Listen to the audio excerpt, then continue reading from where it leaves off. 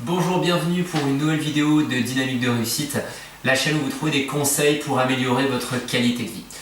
Aujourd'hui, je compte vous parler du bonheur, la notion de bonheur, le choix d'être heureux, le choix d'avoir du bonheur dans sa vie, parce qu'il est question réellement de choix.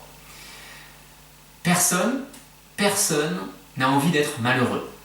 Toutes les personnes que j'ai rencontrées, je pense que toutes les personnes autour de vous, c'est la même chose, elles ont envie d'être heureuses, d'avoir une vie agréable. Je ne connais pas quelqu'un qui me dit j'ai envie d'avoir une vie de merde, d'être en conflit permanent avec mes voisins, avec mes proches, avec ma femme, avec mon patron, mes collègues de boulot. J'ai envie que ça se passe bien, que ce soit agréable, d'avoir une vie agréable. Et pourtant, beaucoup de personnes vivent dans le stress parce que cette quête de bonheur, elle ne la trouve jamais, elle n'aboutit jamais en tout cas, ou que très rarement. Et aujourd'hui, on voit beaucoup de gens qui se réfugient dans la bouffe. On mange pour calmer le stress, pour ne pas faire face à ses émotions, mais ce soulagement n'est que temporaire. Alors avant de vous donner quelques clés, je veux vous parler d'une histoire, vous raconter une histoire qui est une histoire vraie. C'est l'histoire d'une femme qui a un peu plus de 60 ans aujourd'hui et qui, à l'âge de 35 ans, a reçu le diagnostic d'un cancer du sein. Alors il y a 35 à 40 ans en arrière, les soins médicaux pour traiter le cancer n'étaient pas aussi efficaces qu'aujourd'hui. Et la situation dans laquelle elle s'est trouvée, c'est qu'on lui a annoncé un pronostic de 1 an et demi à vivre, pas plus. Et on ne pouvait pas faire grand chose parce que le cancer commençait à se développer, à toucher des organes, d'autres organes que le sein. Alors cette femme s'est retrouvée un petit peu, bien sûr, abasourdie parce que quand on a un diagnostic, un pronostic plutôt comme celui-ci, on prend un gros coup sur la tête, c'est pas évident. Et elle a fait un choix, elle a pris une décision, c'est de dire il me reste 1 an ou 1 an et demi à vivre, je vais être heureuse avec mes filles. Elle avait 2 filles, elle a dit je vais être heureuse avec mes filles. Et donc elle a pris cette décision d'être heureuse. Donc à chaque fois qu'elle prenait un moment, qu'elle passait un moment avec ses filles, elle s'impliquait de manière à être heureuse.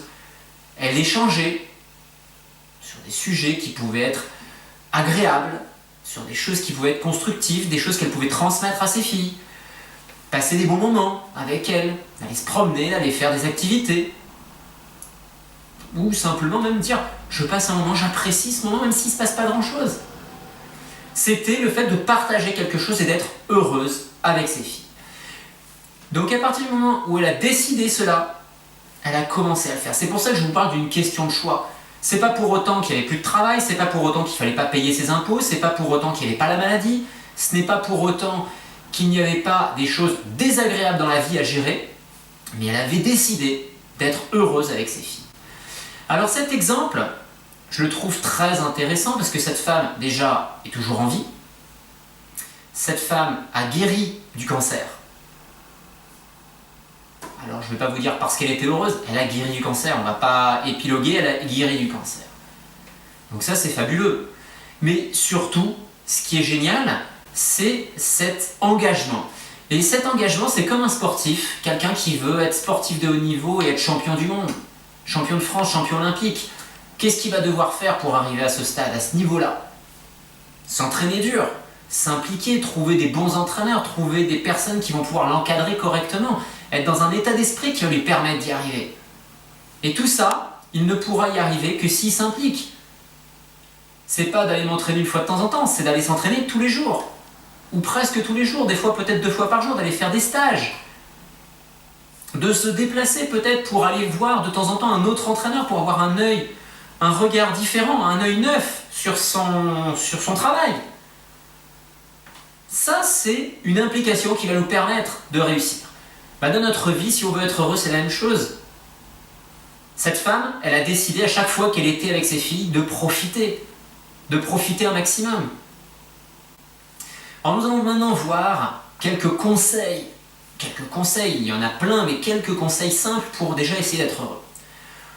Première chose, si vous avez une clé pour être heureux, parce que vous avez découvert que une chose dans votre vie pourrait vous permettre d'avoir une meilleure qualité de vie, manger mieux, faire du sport, faire de la respiration, partager des choses avec des amis, avoir une vie sociale peut-être un peu différente.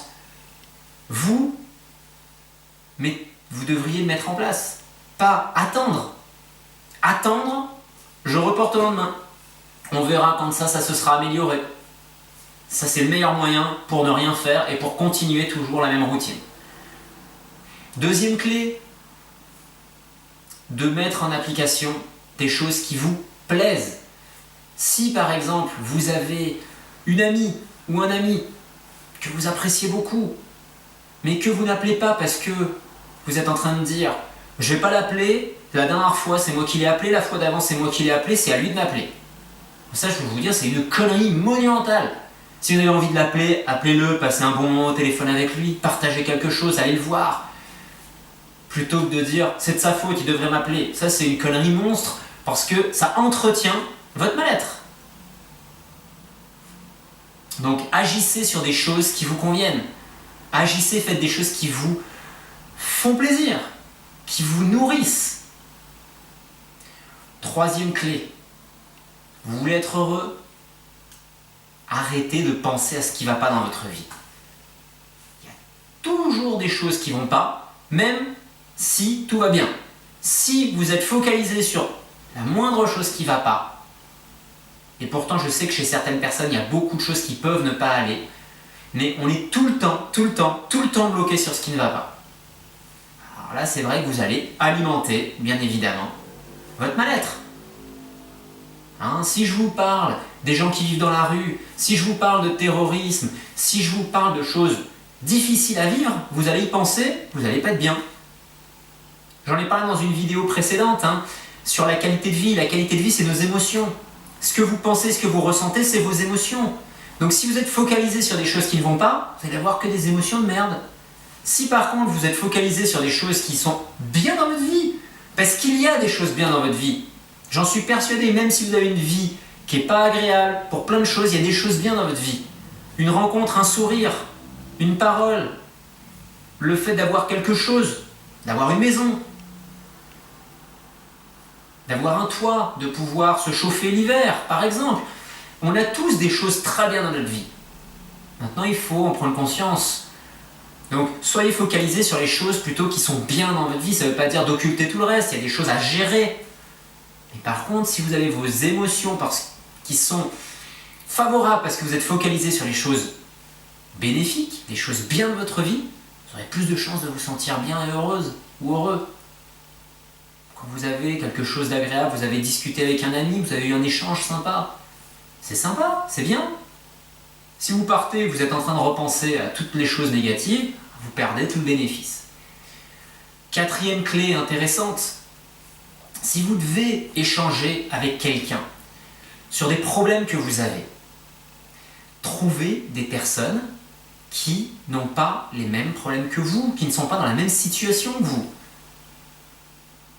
Si vous avez un problème avec votre femme ou avec votre mari et que vous en parlez à une amie qui elle-même, ou un ami, qui elle-même ou lui-même vit des choses un peu similaires, qu'est-ce que vous allez dire?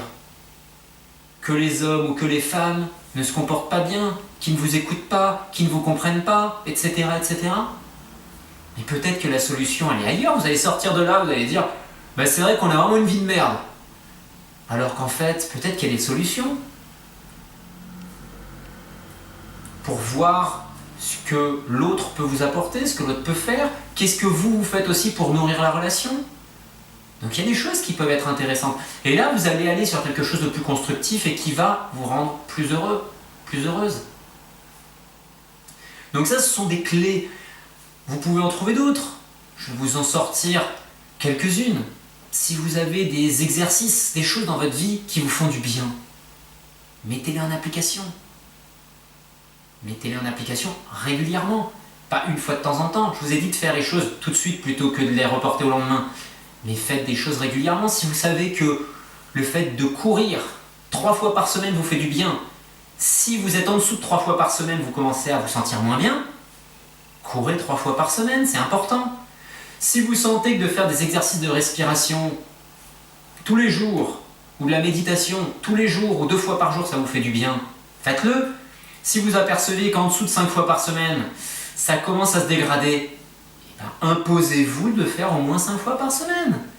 Ça vous fait du bien. Quand vous identifiez des choses qui vous font du bien, les mettez pas de côté. Ou alors vous êtes vraiment masochiste au point de dire non, je vais souffrir. J'ai envie de souffrir un petit peu là. Ce serait con d'être plus heureux. Je vais souffrir un petit peu, histoire de... Ah, ça fait du bien de souffrir quand même. Merde, vous avez envie d'être heureux? Eh ben faites ce qu'il faut pour être heureux. Faites ce qu'il faut. Vous avez envie de cultiver le bonheur? Ayez de la gratitude pour ce qui se passe dans votre vie. Ayez de la gratitude pour ce que vous avez. Ayez de la gratitude pour ce qui vous est arrivé, même les choses négatives. Et pourquoi avoir de la gratitude pour les choses négatives? Parce que les choses négatives nous permettent d'apprendre, nous permettent de progresser, nous permettent de ne pas refaire les mêmes erreurs. Donc apprenez, ça c'est aussi une clé importante, apprenez. Il faut apprendre de nos échecs, apprendre de nos erreurs, apprendre de ce qui n'a pas fonctionné.